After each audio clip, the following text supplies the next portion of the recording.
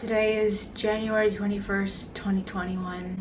New Year is just not off to a great start, man. I am absolutely terrified for how the next 2 days of my life are gonna go because I'm absolutely screwed. I don't know what to do. I mean, if anyone wants to Venmo me out of the kindness of their heart.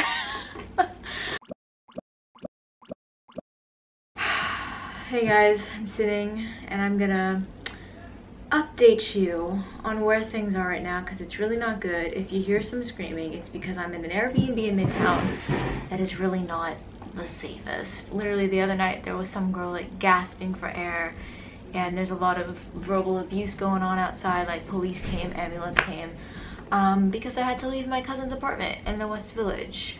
That's a whole other story that I'm not going to disclose on YouTube, but that was a situation in its own. And essentially I lost a week up here because my original plan was, if I hadn't heard anything by the 24th, which is how long I was supposed to be staying at my cousin's, about my paperwork for France, then I was going to book an Airbnb for another week or two. And then if I really still hadn't heard anything, I guess swallow my pride and go back to Maryland. But now I am so utterly, like I said, not the greatest Airbnb. This like towel rack thing literally just broke. I am so utterly terrified to go back to Maryland. I have been spending the past week desperately looking for somewhere to stay and for some work. I mean, I might have gotten a bait, but this woman's all the way in Sheep's Bay in Brooklyn, and I don't know Brooklyn, and if I book an Airbnb in Brooklyn and or if I commute, that's COVID exposure, and it's just, I'm so stressed and I can't pull it together. And as much as I'd love to believe that I would need nothing short of a miracle to turn my life around.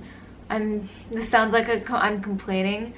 It's so sad when you look at yourself back a year ago and you're not anywhere closer to where you wanted to be. I look back at myself this time last year in Tokyo, heartbroken, looking forward to this Paris move, and then everything that's happened, and I'm just at my wit's end because I know if I go back to Maryland, and just like some of my friends are like, it's not forever, just go back, like, yeah, you're gonna be depressed for an indefinite time period. I don't want to be depressed anymore. I know that sounds so self-explanatory. I'm so tired of being sad, and I've known this entire 8-month roller coaster of the pandemic and my visa process getting completely shot from it, that being in New York City is the only thing that's ever gonna do anything for me. I'm just one of those people. I've learned that therapy and the talking with friends and eating healthy and working out, it doesn't do anything. I needed a complete change of environment. Every little thing that I came to New York City for, wanting to make YouTube videos again, wanting to take pictures, and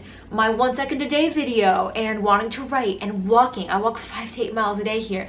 It's impossible to walk down every single street in Manhattan. I was walking down the same goddamn street every single day in my suburban town in Maryland, and I'm just mortally terrified to go back to it, and I may have absolutely no choice. So today's Thursday, and if I can't pull something together, find a place to stay, find some work, I have to get on a train on Monday. I don't know what to do. I mean, if anyone wants to Venmo me out of the kindness of their heart.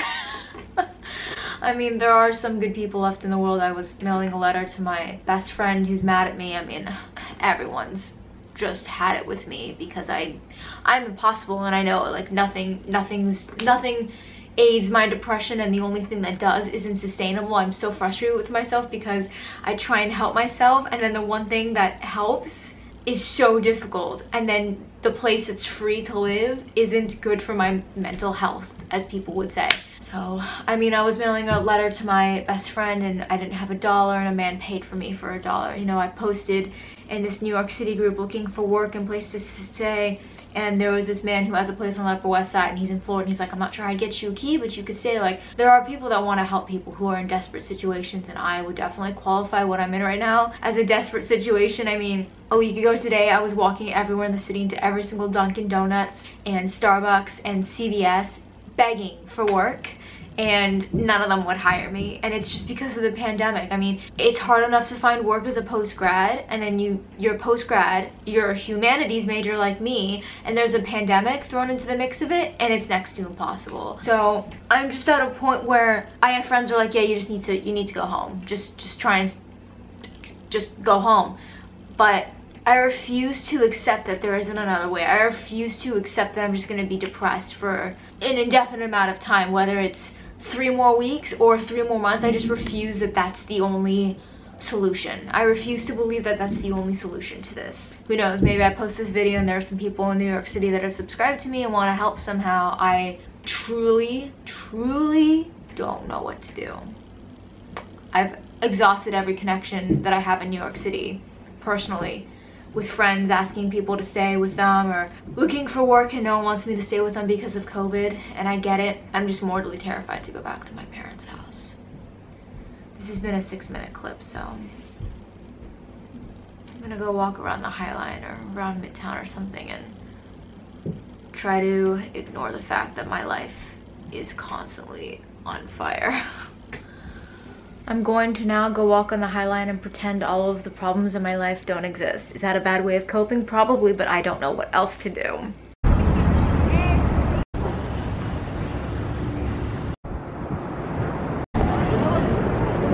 It's a couple of hours later now. I came back to recoup and eat some of the rest of my Beyond Sushi dumplings and rice, and I'm watching some YouTube and scrolling for some housing if the camera would love me and want to focus. I got someone asking for a babysitter on afternoons in Midtown, but it's just not enough to cover a rent of some sort. I feel so stupid for hoping for a miracle to come through with hearing about my visa.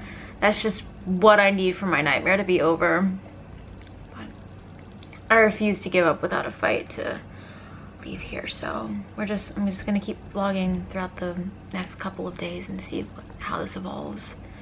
Done a lot more calls. One of my friends is texting me now. I'm so crazy. I've never done anything like this in my entire life, trying to pull something together like this. I mean, I need a miracle one way or the other. I need a miracle tomorrow morning or Friday morning getting a call or an email about my visa and my paperwork, or I need a miracle of someone letting me live on their couch for a week rent-free while I work some part-time babysitting work and get some money. I mean, shit's crazy right now. I'm gonna go for a walk on Lexington and get a shot of the Chrysler Building for my new 1 second a day video.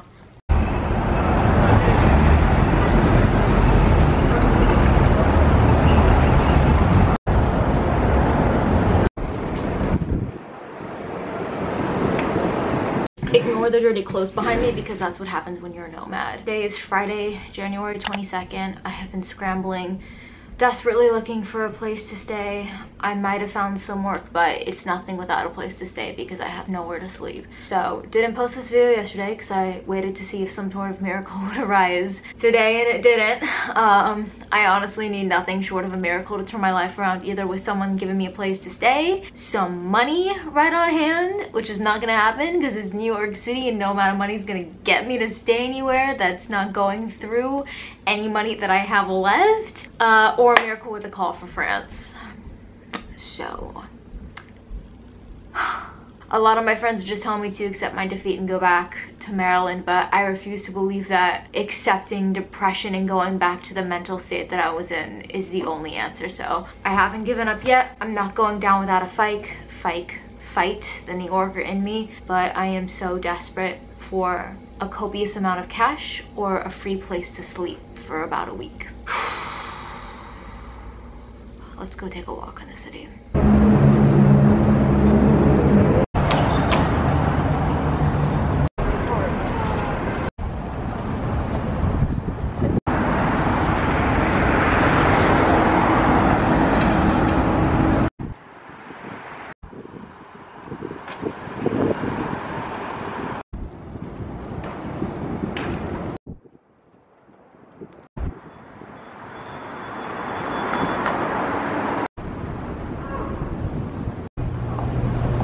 I'm here at my cousin's apartment for the last time. It's really sad to me. Don't worry, the bathroom is sparkling clean because I cleaned it last week before leaving. I'm just really sad because, like, my phone literally thinks that this is my home. Like, I lived here temporarily and it's like the end of a miniature era to really be leaving my baby here. And I have to go back to Maryland because I exhausted everything for a week searching for a job, place to live, and I just can't. So I have to go back to Maryland for a few weeks and see how it all shakes out and pray that Paris is finally gonna happen, because it's the end of my time in New York City. But I will say that the last time that I was here in September, and I left my key here. I'm so sad. I love this kind of lifestyle. I can't wait, hopefully soon, for it to be mine too. I left my key here just like this, and I left. I will say that when I was here in September and I was in Times Square, and I was like, see you Times Square, I'll see you when I see you, I'll link the vlogs like right here. I had a permeating gut feeling that I still wasn't getting to Paris. I had a gut feeling I was going to come back here and end up right back here, and I did, and I ended up living here for 2 months, and the One World Trade Center served as my beacon of hope for 2 months. I don't know if I have the same permeating gut feeling that I'm gonna end up back here a third time. I really want to believe that I'm finally getting to Paris. I feel like if I was meant to stay here, I would have magically found that place to live, and I would have magically found some sort of work, or like it would have come together, and I've been trying for a week and it didn't come together. So I'm really hoping that my faith, my believing that this is how it's meant to play out, and going back to Maryland means that my call from the embassy is coming. So I'm staring at all the pots like, I lived here. This was my home for a while. New York City, a part of New York City will always feel like my second home. The chaos feels like coming back to myself, and the hope and the perseverance of New Yorkers. I mean, I needed this. I understand why I had to come up here. I do. I'm getting my own closure now, like being in this apartment, not on the Airbnb. Like, if I hadn't come up here before Paris, you know, being here really confirmed to me what I want out of life. And what I want out of life, New Yorkers call it simple, like, oh, it's all you want, like to live in Paris and work a job that makes ends meet, it's just like, and sit and eat baguettes and journal. Like, people watch, like, yeah, that's what I want. I just want to be in the city that I love, on the continent that I love, and live alone and be financially independent and have my own key that's a Parisian key to a Parisian apartment that's mine, and do my own laundry and clean my own stovetop and scrub my own bathtub. And, you know, I don't want a bathtub because they're a pain in the ass to clean, but, you know, scrub my own toilet and do my own grocery shopping and be able to walk everywhere. You know, I said in September, like when I was putting this key back over there, that I hope that soon the city life can be mine. And I knew in the back of my mind that it was gonna be New York first to some degree, and I got really lucky. I lived here in New York City for 2 months without working, and I lived in friends' apartments. Like, I had a great era here of really confirming that my priority is me, and it's most important to me that where I live is a city and that my environment makes me happy. That's all that I need. As long as I live in Europe and I live alone, I'm gonna be happy if that's all that I ever have in my life. So I just had a really long emotional goodbye verbally on the camera with this apartment, because it's time to go back. And I've known that all week. I've known that since this whole being asked to leave this apartment earlier than I thought to. I've known that. I just don't like the answer because I was so incredibly depressed there, and I'm terrified to go back because of that. But I don't know. I don't know if I feel that I'm gonna end up back here in New York City a third time. I'm gonna hope and try and believe that I'm finally gonna get the life that I want. So I'm gonna leave the key now. All right, just like in September, this is, I can't, I'm so sad, but I hope the next stop is Paris. Stay in the event that my paperwork doesn't go through a third time, but it just didn't come together. I couldn't find a place to stay, I couldn't find the work, and I feel if it was meant to come together, it would have come together quicker. And I have to go back. I'm terrified because I was so depressed. I was like, thinking dark thoughts, but this paperwork's on the tail end of supposed to being done. So, you know, backup plan is thinking in my mind, yeah, I'll live in New York City temporarily, but I don't know. I've been looking at New York City like it's the last time I'm gonna look at for a long while, and I feel like there's a reason for that. Because I don't think I have that same permeating gut feeling that I'm gonna end up back here a third time. But I will watch this a year from now and see. Wanted to share that.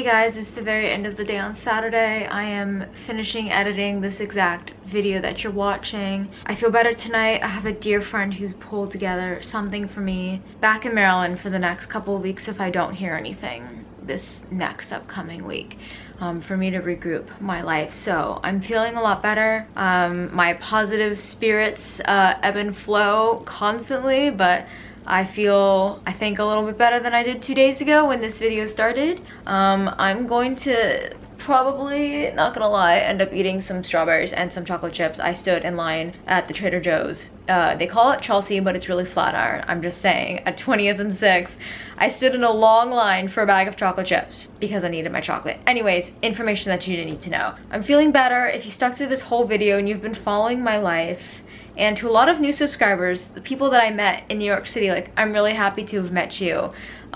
You have no idea how nice it's been to get to feel like myself again over here. And a part of me is New Yorker, and New York City will always be like my second home, really. So it's never a goodbye, it's just to see you later. I still have tomorrow to enjoy in a hotel.